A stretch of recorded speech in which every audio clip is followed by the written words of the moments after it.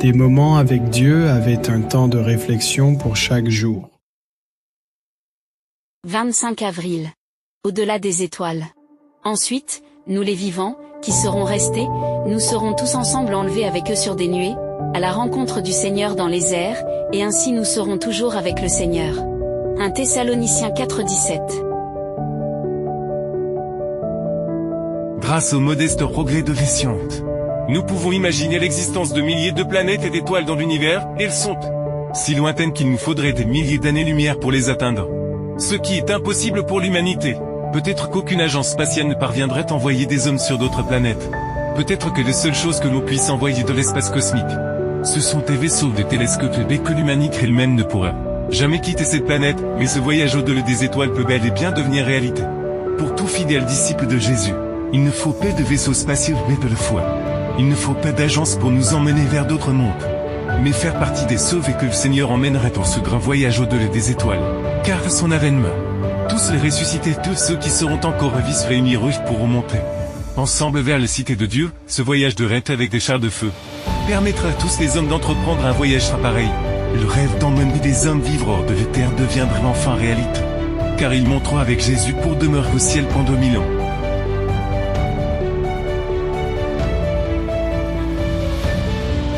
Il faut 7 jours au racheté pour parvenir au ciel.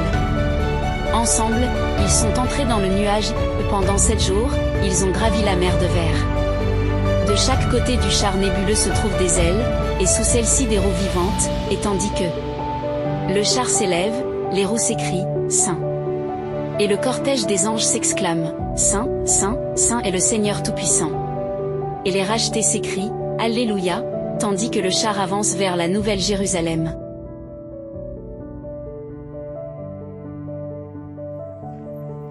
Veux-tu passer le côté de ce voyage? Peut-être n'aimes-tu pas l'aventure. Mais veux-tu vraiment passer le côté? Passer le côté, c'est rester parmi les impaies. Attends-toi le jugement dernier tandis que les sauvés se dirigent le vivant vers la cité de Dieu? Non.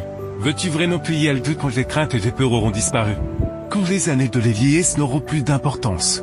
Quand les jeunesses éternelles feront partie de la récompense? N'aimerais-tu pas faire ce voyage avec les anges du siècle, avec Jésus lui-même à la tête de l'armée céleste?